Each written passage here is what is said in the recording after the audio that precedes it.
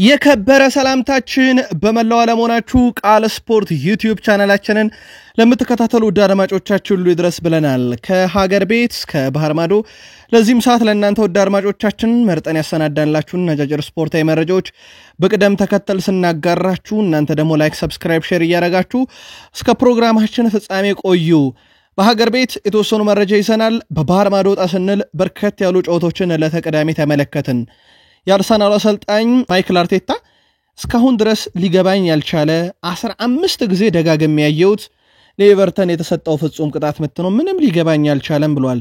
ቡድናቸው አርሰናል በጉዲሰን ፓርክ ለመጨረሻ ጊዜ ያደረገውን ጨዋታ ነጥብ ጥሎበት ነበር የወጣው። በጨዋታው ላይ እንግዲህ የነበሩ አነጋጋሪ ሁነቶችን ለየት ያሉ ክስተቶችን መርጠን እናሰናዳቸዋለን።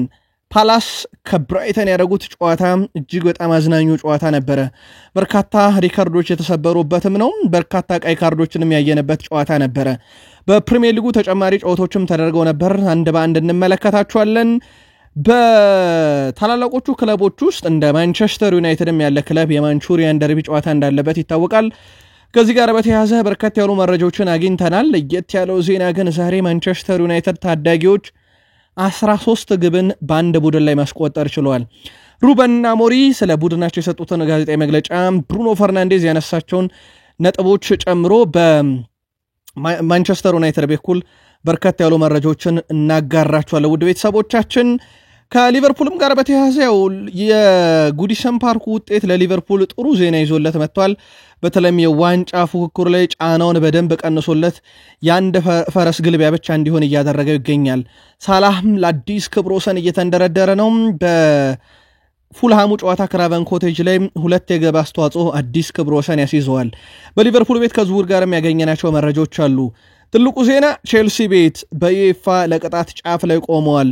200 ሚሊዮን ፓውንድ ሸጥን ያሉት የሴቶቹ ቡድንም ጉዳይ መነጋገሪያነቱ እንደቀጠለ ነው። ዩኤፋ የማውቀው ነገር የለም፣ እንደዚህ አይነት ስራ ተቀባይነት የለውም ብሏል። በሲቲ በኩል ከዝውውር ጋር በተያያዘ በርከት ያሉ መረጃዎችን ይዘንላችኋል። በአውሮፓም ሲደረጉ የነበሩ አነጋጋሪ ውጤቶች ውስጥ አንደኛው ሎስ ብላንኮቹ ሪያል ማድሪድ ሽንፈት ያስተናገዱበት ጨዋታ ነበረ። በስፋት እንመለከተዋለን። ላይክ አርጉን፣ አበረታቱን። እንዴት ነበር የቅዳሜ ጨዋታዎች የተመለከታችሁት? በሐሳብ መስጫ ሳጥናችን ላይ ያጋሩን። ላይክ፣ ሰብስክራይብ፣ ሼር እያደረጋችሁ በድጋሚ መልካም ቆይታ ተመኘን።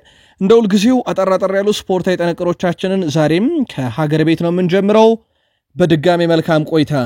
በኢትዮጵያ ፕሪሚየር ሊግ 23ኛ ሳምንት መርሃ ግብር ኢትዮጵያ ንግድ ባንክ ከሲዳማ ቡና ጋር ያደረጉትን ጨዋታ ንግድ ባንኮች 2-1 በሆነ ውጤት ድል አድርገዋል። የንግድ ባንክን የማሸነፊያ ግቦች ሲሞነ ፒተርስ እና ዳዊት ዮሐንስ ያስቆጥሩ፣ ለሲዳማ ቡና ዮሴፍ ዮሐንስ ነበረ ኳስና መረብን ያገናኘው። የደረጃ ሰንጠረዡን ካየን ኢትዮጵያ ንግድ ባንክ 31 ነጥብ በጊዜያዊነት 6ኛ፣ ሲዳማ ቡና 26 ነጥብ በጊዜያዊነት 12ኛ ደረጃ ላይ ተቀምጠዋል። ውድ ቤተሰቦቻችን የኢትዮጵያ ፕሪሚየር ሊግ የ23ኛ ሳምንት ሁሉም መርሃ ግብሮች እየተደረጉና እየተጠናቀቁ ይገኛሉ። በዚህ መሰረት በቀጣይ ስፖርት የመረጃ ክፍለ ጊዜያችን የ23ኛ ሳምንት ጨዋታ ሙሉ ውጤቶችን፣ የደረጃ ሰንጠረዥና ኮከብ ግብ አግቢዎችን ይዘንላችሁ እንደምንመጣ ቃል እየገባን ወደ አውሮፓ መረጃዎቻችን እንሻገር። ከቃል ስፖርት ጋር መልካም ቆይታ ተመኘን። ፕሪሚየር ሊጉ እሁድም ይቀጥላል። በርከት ያሉ ጨዋታዎች ሲደረጉ 90 ሚኒትስ የእሁድንም ጨዋታዎች መልከታ አድርሶናል። ብሬንትፎርድ ከቼልሲ የሚያደርጉትን ጨዋታ 90 ሚኒትስ ብሬንትፎርድ 3-2 ያሸንፋል የሚል ቅድመ ግምት ማስቀመጡ አነጋጋሪ ሆኗል። ፉልሃም ከሊቨርፑል 1-1፣ ቶትናም ሆትስፐር ሳውዝሃምፕተንን 2-1 ያሸንፋል። የማንቹሪያን ደርቢ ጨዋታ 1-1 ይጠናቀቃል ሲል መንዴይ ናይት ፉትቦል የሰኞ ምሽት ጨዋታ ከሜዳ ውጭ የሚጫወተው ኒውካስል ዩናይትድ ኪንግ ፓወር ላይ ሌስተር ሲቲን 3-1 ያሸንፋል የሚል ቅድመ ግምት በ90 ሚኒትስ በኩል ተቀምጧል። ከዚህ ተነስታችሁ የእናንተን ልታጋሩን ትችላላችሁ። በጀርመን ቡንደስሊጋ ለተቀዳሚ ከነበሩ ጨዋታዎች ውስጥ ባየር ሊቨርፑልን ድል ያደርግበት ነበረ። ሄደንሄምን 1-0 በሆነ ውጤት አሸንፏል። ቡንዲያ ነበረ 91ኛው ደቂቃ ጨዋታው ሊጠናቀቅ ሲል ግብ ማስቆጠር የቻለውና ከባየር ሙኒክ ጋር ያላቸውን ትንቅንቅ እንዲቀጥል ያደረገው። ከጨዋታው ነጥብ ላይ ጥሎ በጣም ተቃርበው ነበረ ባየር ሊቨርፑሎች። ሌላኛው ጨዋታ በቦሩሲያ ዶርትመንድ እና በፍራይቡርግ መካከል የነበረ ጨዋታ ነው። ከሜዳው ውጭ የተጫወተው ቦሩሲያ ዶርትመንድ 4-1 በሆነ ውጤት ፍራይቡርግን ማሸነፍ ችሏል። ለቦሩሲያ ዶርትመንድ አራቱን የማሸነፊያ ግቦች አዲኤሚ፣ ቹኩዌሜካ፣ ፓስካል ግሮስ እንደዚሁ ደግሞ ጌንቲስ ማስቆጠር ችለዋል። ብቸኛዋን የፍራይቡርግ ግብ ኤጌስቴን ነበረ 88ኛው ደቂቃ ላይ ከመረብ ማሳረፍ ችሎ የነበረው። ትልቆቹ ጨዋታዎች ከተደረጉ በኋላ በባየር ሙኒክ በኩል አርብ ነው ጨዋታውን አድርጎ ነጥቡን 68 አድርሶ የነበረው። ባየር ሌቨርኩሰንም ነጥቡን መልሶ ወደ 6 ያጠበበበት ውጤት መከሰቱን ተከትሎ በ62 ነጥብ ሁለተኛ፣ አይንትራክ ፍራንክፈርት ሶስተኝነቱ እንደተጠበቀ ይገኛል። ሜንዝ በ46 ነጥብ አራተኛ ነው። ሌፕዚንግ በ45 ነጥብ አምስተኛ ደረጃ ላይ መቀመጥ ችሏል። የጀርመን ቡንደስሊጋ ሁሉም ጨዋታዎች ከተጠናቀቁ በኋላ የደረጃ ሰንጠረዡን ዳግም የምናስታውሳችሁ ይሆናል።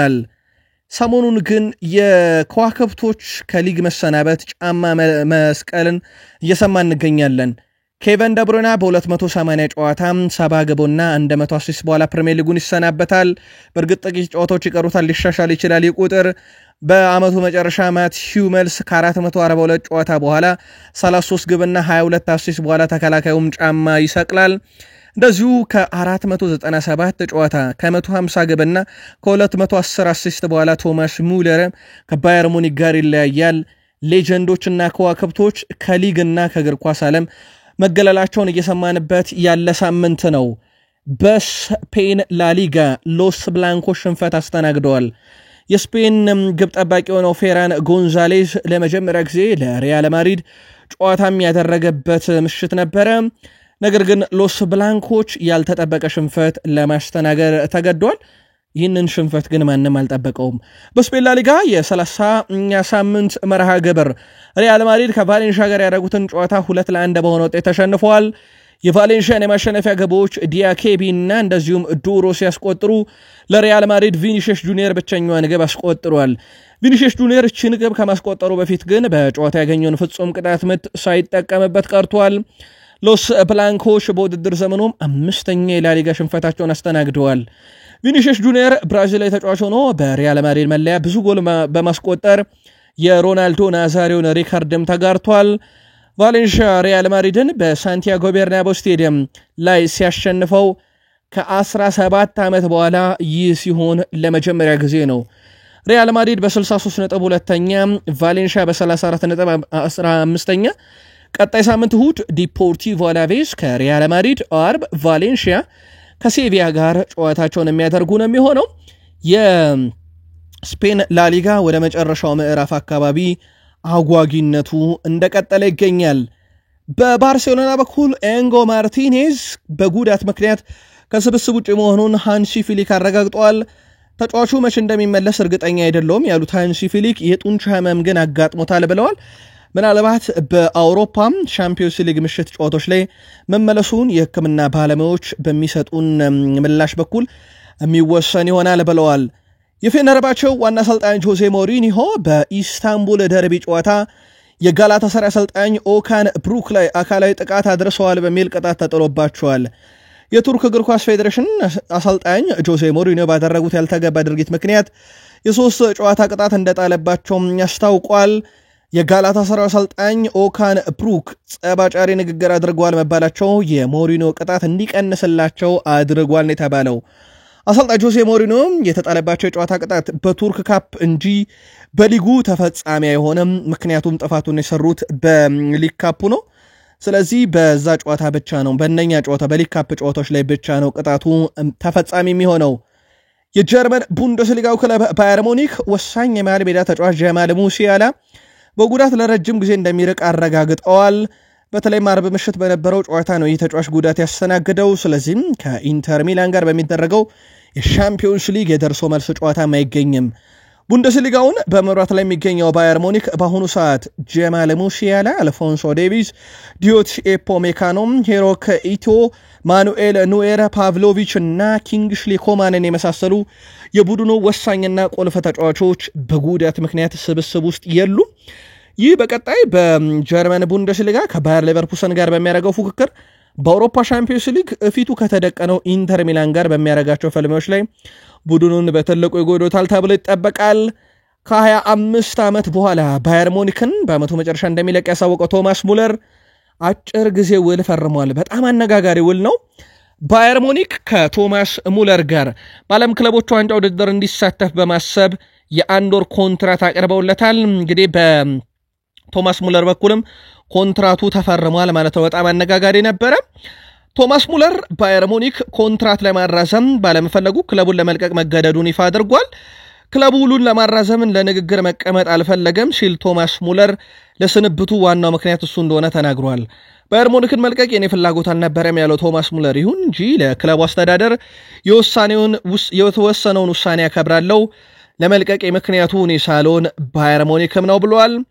በቡንደስሊጋ 12 ዋንጫዎችን፣ 2 የአውሮፓ ሻምፒዮንስ ሊግ ዋንጫ፣ 6 የጀርመን ዋንጫ፣ 743 ጨዋታን፣ 247 ግቦችን፣ 273 አመቻችቶ ማቀበል ችሏል። ቶማስ ሙለር በጀርመኑ ክለብ ቤት ማለት ነው፣ በባየር ሙኒክ ቤት ማለት ነው። ከ25 ዓመት በኋላ ነው እንግዲህ በይፋ በአመቱ መጨረሻ የሚለያዩት። 30ኛ ሳምንቱ ላይ የሚገኘው የጣሊያን ሴሪ የ2024-25 የውድድር ዘመን የወራ መጋቢት የወሩ ምርጥ አሰልጣኝን ይፋ አድርገዋል። በዚህ መሰረት የቦሎኛ ዋና አሰልጣኝ ቪኒሴንዞ ኢታሊያኖ የጣሊያን ሴሪ የወሩ ምርጥ አሰልጣኝ በመባል ተመርጠዋል። አሰልጣኙ ቦሎኛን እየመሩ በወሩ ያደረጋቸው ሁሉንም 4 የጣሊያን ሴሪ ጨዋታዎች ማሸነፍ ችለዋል። ቦሎኛ በሊጉ 56 ነጥቦችን በመሰብሰብም የሻምፒዮንስ ሊግ ተሳትፎ ላይ ለመግባት እንግዲህ ጥረቶችን እያደረገ ይገኛል። እጅግ በጣም አስደናቂ ጉዞ ላይ ይገኛል። በተቃራኒው ቦሎኛን ጥለው ዩቬንቱስን የተቀላቀሉት ቲያጎ ሞታ ግን ከዩቬንቱስ ተሰናብተው ነበረ። ከዩቬንቱስ ኃላፊነታቸው የተሰናበቱ አሰልጣኝ ቲያጎ ሞታ እቅዳቸውን ለመተግበር በቂ ጊዜ እንዳልተሰጣቸው ገልጸዋል። ዩቬንቱስ በቂ ጊዜ አልሰጠኝም ያሉት አሰልጣኝ ቲያጎ ሞታ በአመቱ መጀመሪያ ከያዝነው ግብ በ1 ነጥብ ነው ርቀን የነበረው ሲሉም ገልጸዋል። አክሎም ተጫዋቾቹ ከእኔ በተቃራኒ እንደቆሙና ስምነት እንደሌለን የተነገረው ፍጹም ሐሰትና ተቀባይነት የሌለው ብለውታል አሰልጣኝ ቲያጎ ሞታ። ዩቬንቱስ እቅዳችንን አቋርጦታል፣ በጉዳት እንደተፈተንን አዲስ ቡድን ግንባታችንን ለማሳካት በመንገድ ላይም ነበርን ሲያሉት ቲያጎ ሞታ በቂ ጊዜ ግን አልተሰጠኝም ብለዋል። ኤስ ሚላን እና ናፖሊ ሁለቱም በቶትንሃም ሆትስፐርስ ቤት አስደናቂ ጊዜን እያሳለፈ የሚገኘውን የቶትንሃሙን ተጫዋች ያን ኩሉዞቪስኪን በቀጣይ ክረምት የማስፈረም ፍላጎት አላቸው ተብሏል። ሁለቱ የጣሊያን ኃያላን ክለቦች በቀጣይም ቶትንሃምን ይደራደራሉ ተብሎ ነው የሚጠበቀው። ቶትንሃም ሆትስፐርስ ግን በዚህ ሰዓት ወሳኝና ቁልፍ ተጫዋቾችን የመልቀቅ ምንም አይነት ፍላጎት የለውም። ቡድኑ በጣም አስቸጋሪ ውድድር ዓመትን በዚህ ዓመት እያሳለፈ ነው። ለቀጣይ ዓመት ቡድኑን በመገንባት ለማሻሻል እቅድ ያላቸው እነ ዳኒ ሌቪ ይህን ተጫዋች ግን አሳልፈው ይሰጣሉ ተብሎ አይጠበቅም።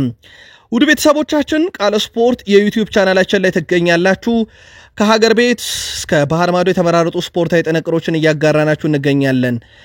ከተወዳጁ የእንግሊዝ ፕሪሚየር ሊግ ወዳገኘናቸው ተጨማሪ ስፖርታዊ ጥንቅሮቻችን እንሻገር። መልካም ቆይታ ተመኘን ውድ ቤተሰቦቻችን። ዳኒ ዌልቤክ የብራይተን ኤንድ ሆቭ አልቢዮን የፕሪሚየር ሊጉ የምንጊዜም ከፍተኛ ግብ አስቆጣሪ ሆኗል። ፓስካል ግሮዝ 30 የፕሪሚየር ሊግ ግቦችን በማስቆጠር ለብራይተን እሱ ነበር ከፍተኛው ግብ አስቆጣሪ። ዳኒ ዌልቤክ ግን ለተቀዳሚ ግብ ማስቆጠሩን ተከትሎ ፓላስ ላይ በ31 ግቦች የምንጊዜም የብራይተን ኤንድ ሆቭ አልቢዮን የፕሪሚየር ሊግ ከፍተኛ ግብ አስቆጣሪ ሆኗል። የቀድሞ የዩናይትድ እና የአርሰናል ፊት መስመር ተጫዋች ኬቨን ደብሮይነ በፕሪሚየር ሊጉ እንደሱ አይነት ተጫዋች በቦታው ላይ መድገም ከባድ ነው በሚባልበት በዚህ ሰዓት ብታምኑም ባታምኑም ኬቨን ደብሮይነ አንድም ጊዜ የፕሪሚየር ሊግ የወሩ ምርጥ ተጫዋች ተብሎ ሽልማት ተበርክቶለት አያውቅም ወይም ተመርጦ አያውቅም። ሌላ ከአሰልጣኝ ፔፕ ጋርዲዮላ ጋር የሚያመሳስለው ማለት ነው። ጋርዲዮላ አንድም ጊዜ የወሩ ምርጥ አሰልጣኝ ሳይባሉ የአመቱ ምርጥ አሰልጣኝ ተብለው ግን ሲመረጡ በተደጋጋሚ ያስተውለን ነበረ። በአመቱ መጨረሻ በነፃ ወኪል ከማንቸስተር ሲቲ የሚለቀውን ኬቨን ደብሮይናን ለማስፈረም በርካታ ክለቦች ካሁኑ ፍላጎታቸውን እየገለጹ ይገኛሉ። አንደኛው የጣሊያን ሴሪዮ ኃያል ክለብ ኢንተር ሚላን ነው።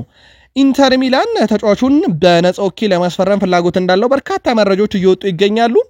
በተቃራኒው ግን የእድሜ ጉዳይ በኢንተር ሚላን ቤት እንቅፋት ሊሆን ይችላል ይህን ተጫዋች እንቅስቃሴ ለማድረግ። ግን በፍላጎት ደረጃ የተወሰኑ አካላት በኢንተር ሚላን ፍላጎት አላቸው እየተባለ ነው። እድሜውን በተመለከተ በተቃራኒ የቆሙት የኢንተር ሚላን የቦርድ አባላትም ምናልባትም ተጫዋቹ እንዳይመጣ እንቅፋት ሊሆኑ ይችላሉ እየተባለ ነው። ሌላው ዛሬ የሰማነው ዜና ከማንቸስተር ሲቲ ጋር በኬቨን ደብሮይና ጉዳይ ላይ ቀጣይ ዓመት ክለቡን የሚለቀውን ኬቨን ደብሮይና ለማስታወስ ሐውልት በኢቲሃድ ስቴዲየም አጠገብ ለመስራትም እቅድ ተይዟል ተብሏል። ማንቸስተር ሲቲ የባየር ሌቨርኩሰኑን የአጥቂ አማካይ ፍሎሪያን ቨርዝ የኬቨን ደብሮይና ተተኪ ማድረግ እቅድ ተይዟል። ኬቨን ደብሮይና በውድድር ዘመኑ መጨረሻ ማንቸስተር ሲቲን እንደሚለቅ ማሳወቁ አይዘነጋም። ባየር ሌቨርኩሰን በበኩሉ ለጀርመናዊ ተጫዋች ፍሎሪያን ቨርዝ አዲስ ኮንትራት ማቅረባቸው ይታወቃል። ተጫዋቹ ከባየር ሌቨርኩሰን የቀረበለትን ውል ማራዘሚያ ኮንትራት ውል ማፍረሻ አንቀጽ ያካተተ መሆኑ ተገልጿል። ያ ማለት ቢፈርምም ቀጣይ ክረምት ላይ ሲቲ የውል ማፍረሻውን ከከፈለና ተጫዋቹ ሲቲን መቀላቀል ከፈለገ ይቀላቀላል ማለት ነው። ትርፍ ለማግኘት ሲሉ ነው ይሄንን ኮንትራት ያቀረቡለት እየተባለ ነው በበርካቶች ዘንድ። ማንቸስተር ሲቲ ግን የኬቨን ደብሮይና ተተኪ እንዲሆንላቸው ጀርመናዊን የባየር ሌቨርኩሰን ፍሎሪያን ቨርዝን እቅዳቸው እስከተዋል። አነጋጋሪው ጉዳይ የቼልሲ ሰሞንኛ የራሱን ክለብ ለራሱ ኩባንያ መሸጡ ነበር ባለቤቱ። ቼልሲዎች በሴቶች ቡድን 200 ሚሊዮን ፓውንድ ከሽያጭና ሆቴሎቹን ለተባባሪ ኩባንያዎች በመሸጥ ያገኘውን ገቢ በአካውንቱ ውስጥ ማካተትን ዩኤፋ የማይፈቅደው ሲሆን ጥሰቱ ከተደገመ ክለቡን ከአውሮፓ ውድድር ጭምር አገደዋለው። አሁን ወደ ካዝናው ያስገባው ገንዘብ ህጋዊ አሰራርን ያልተከተለ መሆኑን ተከትሎ አሁንም ክለቡ በወጪና ገቢ ጉዳይ ላይ ዕዳ ውስጥ ያለ ክለብ ነው። ስለዚህ ሌሎች ህጋዊ መንገዶችን ተከትሎ ከዕዳ ነፃ መውጣት አለበት። አንድ ሁለተኛ እንደዚህ አይነት ነገሮችን ድጋሜ ከደገመ ቼልሲ ባለሀብቶች ክለቡን ለራሳቸው ኩባንያ ስም መልሰው የሚሸጠው ገንዘብ አትርፈናል የሚሉ ከሆነ ከአውሮፓ ውድድር ማለትም የአውሮፓ ሻምፒዮንስ ሊግ፣ ኤሮፓ ሊግ የሚሆኑ ኮንፈረንስ ሊግ ቼልሲን ድርሽ እንዳይል አደርገዋለሁ ብሏል ዩኤፋ።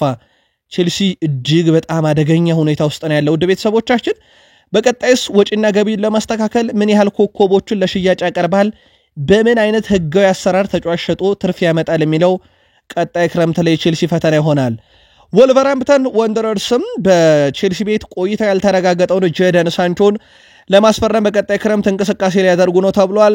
ወደ ማንቸስተር ዩናይትድ መመለስ፣ በቼልሲ ኮንትራቱን መፈረም፣ ወደ ቀደመ ክለቡ ቦሩሲያ ዶርትመንድ መመለስ የሚሉ አማራጮች የተቀመጡለት ጄደን ሳንቾ አሁን ደግሞ በፕሪሚየር ሊጉ ክለብ ወልቨርሃምፕተን ወንደረርስ እየተፈለገ ነው ተብሏል። የጄደን ሳንቾ ጉዳይም ቀጣይ ክረምት ላይ ትልቅ አጀንዳ ይሆናል ተብሎ ይጠበቃል። ቼልሲም ዕለተ እሁድ በብሬንትፎርድ ኮሚኒቲ ስቴዲየም ከብሬንትፎርድ ጋር የእንግሊዝ ፕሪሚየር ሊግ የ31ኛ ሳምንት መርሃ ግብሩን የሚያደርግ ይሆናል። ሳላ በ31ኛ ሳምንት የእንግሊዝ ፕሪሚየር ሊግ ፉልሃምን ክራቨን ኮቴጅ ድረስ ሄዶ ሲገጥም ቡድኑ ሁለትና ከዛ በላይ የግብ አስተዋጽኦን የሚያደርግ ከሆነ በእንግሊዝ ፕሪሚየር ሊግ ታሪክ ከሜዳ ውጪ ባደረጋቸው 5 ተከታታይ ጨዋታ 2 የግብ አስተዋጽኦ በማበርከት በእንግሊዝ ፕሪሚየር ሊግ ታሪክ የመጀመሪያው ተጫዋች ይሆናል። ለአምስተኛ ጊዜ ይሄን ክራቨን ኮቴጅ ላይ ያደርገዋል የሚለውን ደግሞ እሁድ የምንመለከተው ይሆናል። ዲያጎ ጆታ ሊቨርፑልን ከተቀላቀለም በኋላ እጅግ በጣም አስደናቂ ቁጥራዊ መረጃ አለው። ቆይታው በአመቱ መጨረሻ እርግጥ ያለው ነው። ዲያጎ ጆታ በ175 ጨዋታ 65 ግብና 21 አሲስቶችን አድርጓል። በፕሪሚየር ሊጉ ግብ ሲያስቆጠር ሊቨርፑል እንደማያሸነፍም ይታወቃል። በሊቨርፑል በኩል ከ2018-19 ውድድር ዓመትም ጀምሮ እስካሁን በሰበሰባቸው የፕሪሚየር ሊግ ነጥቦች የሚበለጠው በሲቲ እሱም በ10 ነጥብ ብቻ ነው። ሁለተኛው ቡድን ሆኗል። 579 ነጥቦችን ሰብስቦ ሲቲ ቀዳሚ ነው 589 ነጥብ አለው። አርሰናል በ491 ይከተላል። ቼልሲ 438፣ ማንቸስተር ዩናይትድ 436 ነጥቦችን ሰብስበዋል። የሊቨርፑል በሁለተኛ ደረጃ ላይ መቀመጥ ችሏል። ከ2018-19 ውድድር ዓመት ጀምሮ ጄሚ ካራገር ያስታውሳሉ። የክሎፕ ጥሩ ቡድናቸውን ለመገንባት 3 ዓመት ፈጅቷል። ስሎት ራሱ ያልገነባውን የክሎፕን ቡድን ግን በአንድ ዓመት ውስጥ ለዋንጫ ሊያበቃው ነው። አንዳንድ ሰዎች ሊጉ ዘንድሮ ጥሩ አይደለም ይላሉ። ነገር ግን ይህን ቡድን ያውም አንድም ተጫዋች ያልተገዛበትን ክሎፕ 3 ዓመት የፈጀውን ግንባታ ቡድን ክሎፕ እንግዲህ በዚህ ቡድን መቀጠል እንደማይችል ካመነ በኋላ ሲለቅ አርኔ ስሎት ለዋንጫ ሊያበቃው ነውና ሰዎች ለስሎት ፍልስፍና ክብር ሊሰጡ ይገባል ብሏል። ሊቨርፑል ከቀሪ ካሉት 8 ጨዋታዎች 4ቱን ካሸነፈ የማንንም ውጤት ሳይጠብቅ የ2024-25 የእንግሊዝ ፕሪሚየር ሊግ ዋንጫን ያረጋግጣል። 12 ነጥብ ብቻ ቀርቶታል ማለት ነው ሊቨርፑል ለፕሪሚየር ሊግ ዋንጫ። የሚሆነበት ምክንያት አርሰናል በጉዲሰን ፓርክ ነጥብ መጣሉን ተከትሎ ነው። ከዙር ጋር በተያያዘ ሊቨርፑሎች ጆናታን ዴቪድን ሁኔታ በጥብቅ እየተከታተሉት ነው ተብሏል። የዚህ ተጫዋች ዝውውር ለብዙ ክለቦች ጠቃሚ ነው፣ ምንም ጥርጥር የለውም። አንደኛ በጣም ወሳኝ የሚባል እንቅስቃሴን በአውሮፓ መድረክ እያደረገ ይገኛል። ሁለተኛ ነገር በሊል ቤት ከ5 ዓመት በኋላ በነፃ ነው የሚለቀው። በካሪንግተን ያደገ ተጫዋች ነው። በጣም አስደናቂ ብቃት አለው። በነፃ መገኘቱ ደግሞ ክለቦችን ከፋይናንስ አደጋ ይጠብቃቸዋልና በርካቶች እየፈለጉት ነው። ሊቨርፑልም ይህን ተጫዋች በቀጣይ ክረምት ወደ ቡድኑ የማምጣት ስራ ይሰራሉ ተብሏል። አርሰናል በኩል የጣሉት ነጥብ ምናልባትም አርሰናልን ብዙ ላይ ያስከፋ ይችላል። ምክንያቱም ለአርሰናል ፕሪሚየር ሊግ አይደለም አሁን ትልቁ ጉዳይ የአውሮፓ ሻምፒዮንስ ሊግ ነው። ስለዚህ ሊቨርፑልን አንገት ለአንገት ተናንቆ የሳምንታት ርዝማኔ ቢኖር እንጂ አሁን ባለው ሂደት ሊቨርፑልን በልጦ ፕሪሚየር ሊግ ዋንጫን ለማሳካት ለሰሜን ለንደኑ ክለብ አርሰናል በጣም ከባድ ይመስላል። በጉዲሰን ፓርክም ጨዋታው 1-1 ተጠናቀቀ። የመድፈኞቹን ግብ ሌሳንድሮ ትሮሳርድ ሲያስቆጥር ንዴ በፍጹም ቅጣት ምት ኤቨርተንን አቻ አድርጓል። አርሰናል በዘንድሮ ውድድር ዘመን 11 አቻ ወጥቷል። ዘንድሮ ዋንጫውን ካጣ አርሰናል ምክንያቱ ጉዳትና አቻ ነው። ትሮሳርድ በአርሰናል መለያም 25ኛ ግቡን ነው ማስቆጠር የቻለው። አርሰናል 62 ነጥብ ይዞ ሁለተኝነቱን አስጠብቋል። ኤቨርተን በ35 ነጥብ 14ኛ ደረጃ ላይ ደርሷል። ቅዳሜ ኖቲንግሃም ፎረስት ከኤቨርተን፣ አርሰናል ኤሚሬትስ ላይ ብሬንትፎርድን ቀጣይ ሳምንት ያስተናግዳሉ። የመድፈኞቹ ግብ አስቆጣሪ ሌሳንድሮ ትሮሳርድ ቡድናቸው ሙሉ ትኩረቱ ሪያል ማድሪድ ላይ ማድረግ እንዳለበት አሳስቧል። ከሁለት ቀናት በኋላ ከሪያል ማድሪድ ጋር ወሳኝ ጨዋታ አለን፣ ሙሉ ትኩረታችን እሱ ላይ ማድረግ አለብን ብሏል ሌሳንድሮ ትሮሳርድ ከጨዋታው በኋላ። ስለ ኤቨርተን ጨዋታ ያነሳው ትሮሳርድ ካላሸነፍን ጥሩ አይደለንም ማለት ነው፣ ያለብንን ጉዳት እናውቃለን፣ ነገር ግን ማሰብ ያለብን ስለ ሪያል ማድሪድ ጨዋታ ነው፣ ከዚህ በኋላ ሰበብ ማድረግ አያስፈልግም ብለዋል። አሰልጣኝ ማይክል አርቴታ ቡድናቸው የተሰጠበት ፍጹም ቅጣት ምት ፍጹም ስህተት ብለውታል። ፍጹም ቅጣት ምት አያሰጥም፣ በጣም ግልጽ ነው፣ የተደረገው ንክኪ በቂ አይደለም ሲሉ አሰልጣኝ ማይክል አርቴታ የተናገሩ ሲሆን 15 ጊዜ ደጋግም ያየሁት ያሉት አርቴታ ምንም የታየኝ ነገር የለም፣ አያሰጥም፣ ንክኪው ከፍጹም ቅጣት ምት ክልልም ውጪ ነው፣ ለፍጹም ቅጣት ምትም የሚያበቃ አይነት ንክኪ አይደለም ብለዋል። ከሪያል ማድሪድ ጨዋታ በፊት አዲስ የጉዳት ስጋት የለብንም ያሉት አሰልጣኝ ማይክል አርቴታ ፍጹም ቅጣት ምቱ ግን ለኛ ተቀባይነት የለውም ብሏል። ምናልባት የዳኛው ስህተት ነው ብሎ እንዳሉት ብንቀበለው እንኳን ማይልዩስ ስኬሊ ግን የመጨረሻ ይሄ ኳሶች ላይ የሚሰራቸው የመከላከል ሁነቶች አርሰናልን በተደጋጋሚ ለአደጋ እየዳረጉት ነው። ኤቨርተን በዚህ ሲዝን በፕሪሚየር ሊጉ አርሰናልን በሜዳውም ከሜዳውም ውጪ ነጥብ አስጥሎታል። በአጠቃላይ በተለምዶ ቢግ ሲክስ ከሚባሉ ክለቦች ጋር በጉዲሰን ፓርክ ባለፉት 7 ጨዋታ የፕሪሚየር ሊግ ጨዋታ ማለት ነው ቡድናቸው አልተሸነፈም።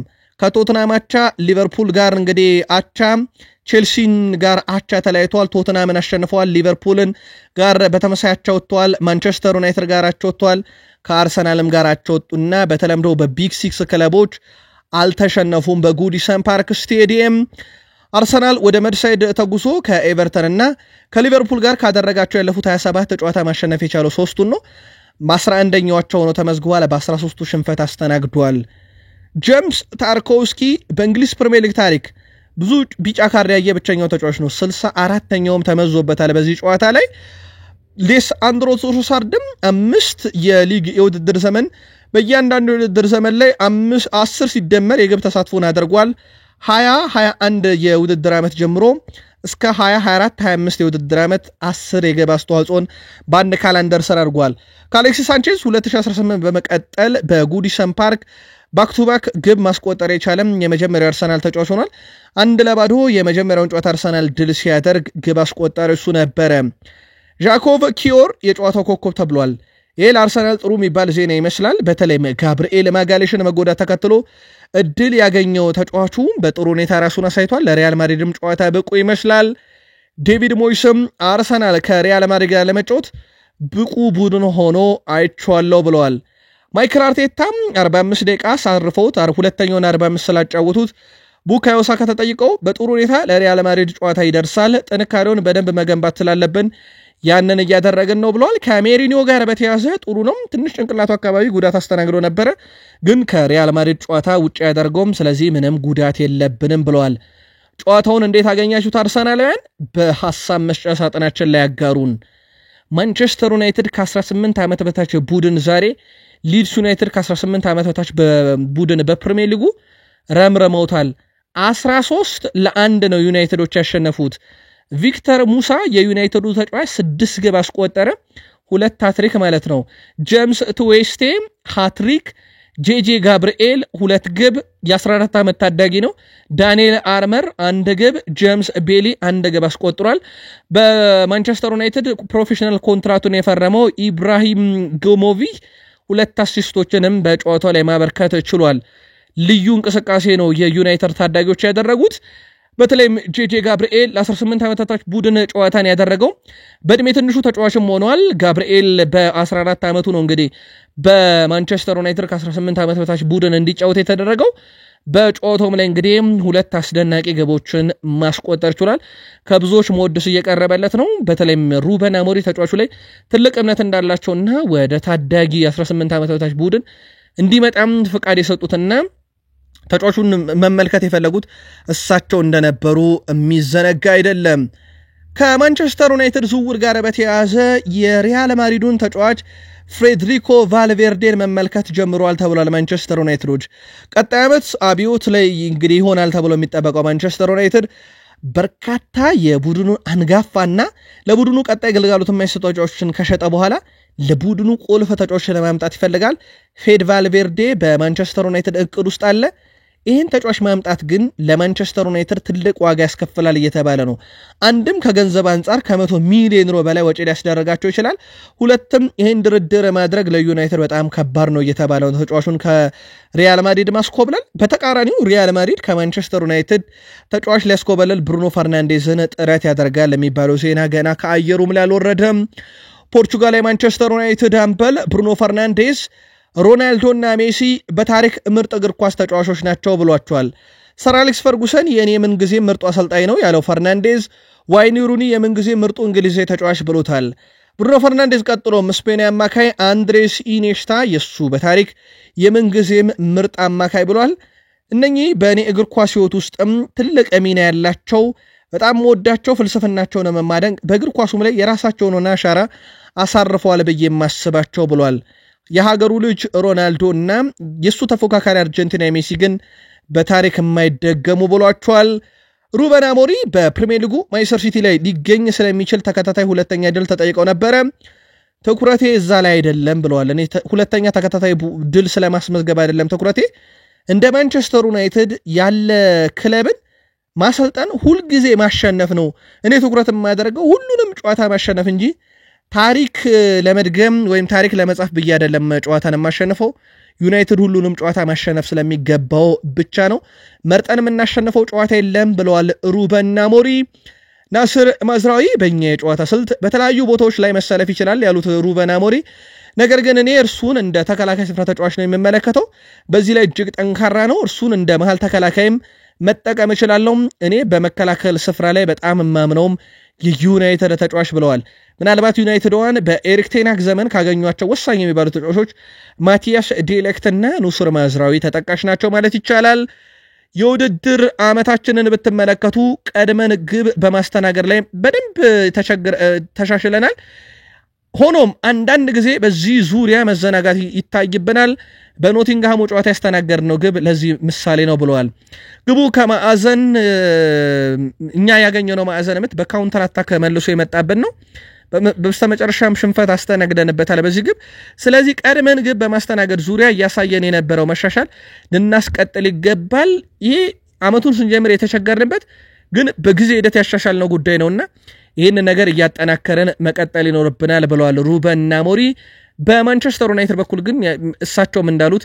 በከፍተኛ ሁኔታ ቡድናቸው ችግር የነበረበት ቀድሞ ግብ ማስተናገር ሁኔታ ነበረ አሁን ግን በዚህ ረገድ በደንብ እየተሻሻለ እንገኛለን ብለዋል ውድ ቤተሰቦቻችን የተወዳጁ የእንግሊዝ ፕሪሚየር ሊግ ጨዋታዎች ዕለተ እሁድና ሰኞም ቀጥለው የሚካሄዱ ይሆናል ለማስታወስ ያክል እሁድ ብሬንትፎርድ ከቼልሲ ፉልሃም ከሊቨርፑል ቶትናም ከሳውዝሃምፕተን ማንቸስተር ዩናይትድ ከማንቸስተር ሲቲ እሁድ የሚደረግ ትልቁም የማንቹሪያን ደርቢ ጨዋታ ነው በመንዴይ ናይት ፉትቦል ሌስተር ሲቲ ኪንግ ፓወር ስቴዲየም ከኒካስል ዩናይትድ የሚያደርጉትም የፕሪሚየር ሊግ ጨዋታ ተጠባቂ ነው እናንተ ከነኚህ ጨዋታዎች ምን አይነት ውጤት ተጠብቃላችሁ የፕሪሚየር ሊግ ዋንጫን ሊወስን የሚችለው የሊቨርፑልና የፉልሃምን ጨዋታ በምን አይነት መንገድ ይጣናቀቃል ግምታችሁን እንዲሁም የማንቹሪያን ደርቢ እንደዚሁም ደግሞ ቼልሲም ከብሬንትፎርድ ጨዋታ አለውና ነኝን ጨዋታ ቅድመ ግምት በሐሳብ መስጫ ሳጥናችን ላይ ልታሰፍሩልን ትችላላችሁ።